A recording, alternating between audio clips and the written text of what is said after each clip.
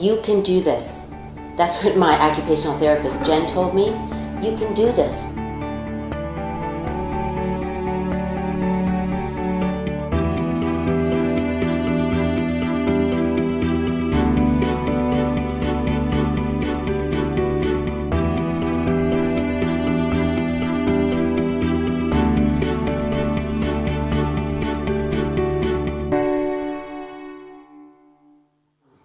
Well, I was referred to Jen because I was having a flare-up, fibromyalgia. I was in pain. I was in a lot of pain and a lot of stress. Tired all the time. I was grieving. Mainly my mom. My mom passed about 3 months ago, and I wasn't ready for that. I hadn't been working for about 3 or 4 years. And she had been supporting me financially and otherwise, and we supported each other, really. And I wasn't sure financially that I could even keep the house, which means a lot to me. It's where I grew up, and I didn't want to lose the house. My father had died about 10 years before, and I really knew nothing about property taxes or mortgage insurance, and Jen really helped me kind of sort things through and prioritize and structure, and made that overwhelming task manageable for me so I could get things done.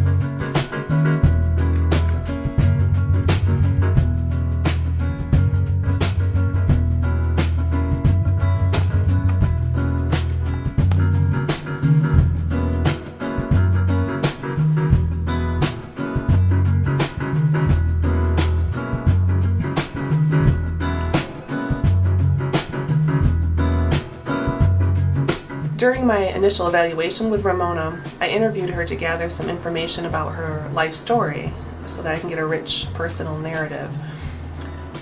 What I found was that the fibromyalgia was interfering with a lot of areas of her life. The pain was so significant that it interrupted her sleep quite often. Also, she's currently grieving the recent loss of her mother.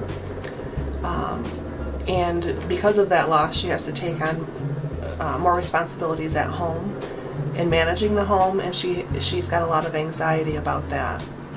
All of those symptoms exacerbate the fibromyalgia.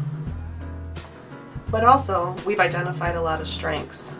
I found that Ramona has a strong sense of values and has many things that she thinks are important. She has interests that she can use to help her actually through this difficult time. For instance, she mentioned that she really likes dogs, but was never able to get one because her mother was allergic. She's also said that she'd like to have a job and be able to support herself. She was able to identify things that she really wants in life, but mentioned she didn't think she could accomplish them because of her fibromyalgia, or that she didn't have the confidence to even try. She's feeling really down on herself, and she doesn't have a positive outlook on her life. Setting big life goals wouldn't be so meaningful to her right now. At this point in her life, using MOHO, it's important to develop her volition to motivate her by trying new things or continuing to do things that she likes and that she wants to do. It's important that she knows that she can be effective in her life and she can accomplish the activities that she desires. She just hasn't realized all the potential that she has.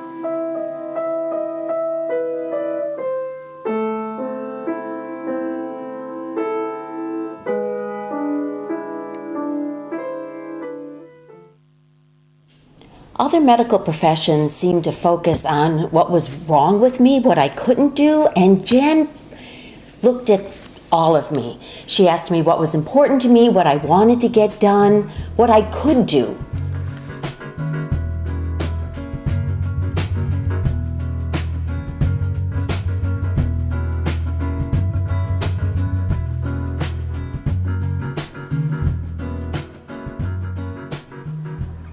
Ramona mentioned several times during the occupational therapy evaluation that she has a strong interest for dogs. She mentioned in the MOHO and in the role checklist that she just loves them and she's always wanted a dog. So I thought maybe exploring volunteer opportunities in the community for animals might suit her well. I didn't want to go so far as to recommend getting a dog, but to have her kind of explore her capabilities within a volunteer context. So we could use her love and interest of animals and of dogs to work on other goals that she's made in occupational therapy, such as managing her pain, improving her endurance, being able to socialize a little bit outside of the home, kind of reduce her anxiety that way. That's why I like using MOHO as my theory base, because it really does guide me to collaborate goals with my patients, but also using their interest as the main treatment.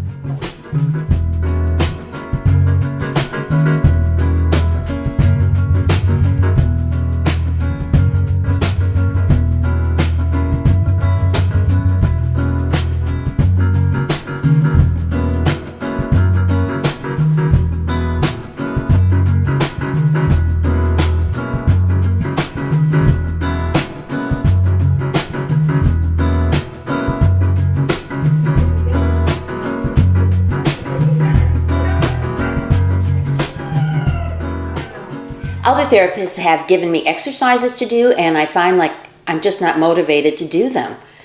But with Jen, we talked about how to work exercise into my life.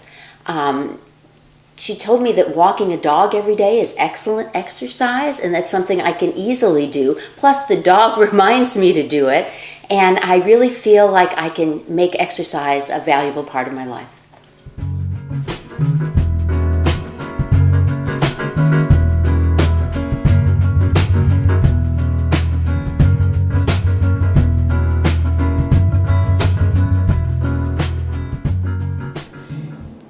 Jen understood how important it was for me to keep my parents' house.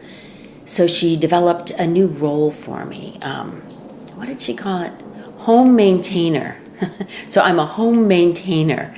She helped me figure out how to set up spreadsheets to keep track of my expenses, and even helped me figure out how to pay my property taxes on time.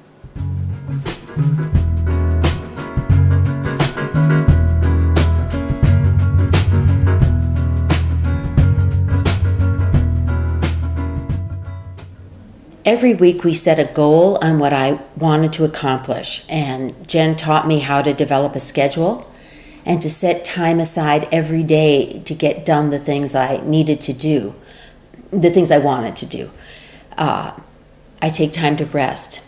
I take time to work exercise into my daily life. I make sure I get enough sleep. And now I realize how beneficial having a daily routine is. I feel like I'm able to manage my health.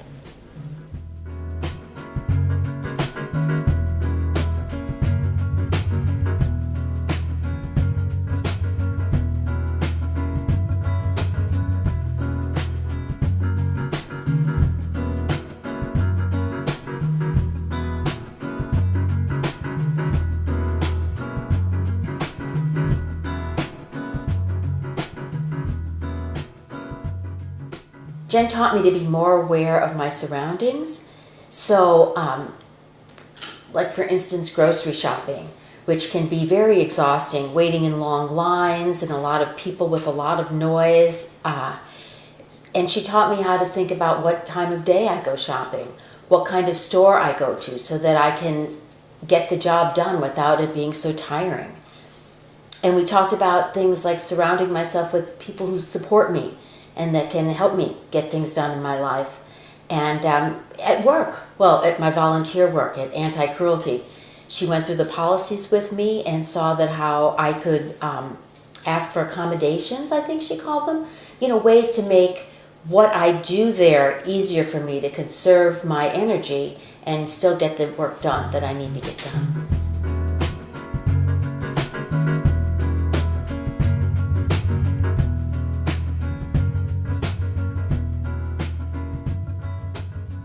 When I first met Ramona, the stress that she was having in her life at the time could have increased her symptoms of fibromyalgia.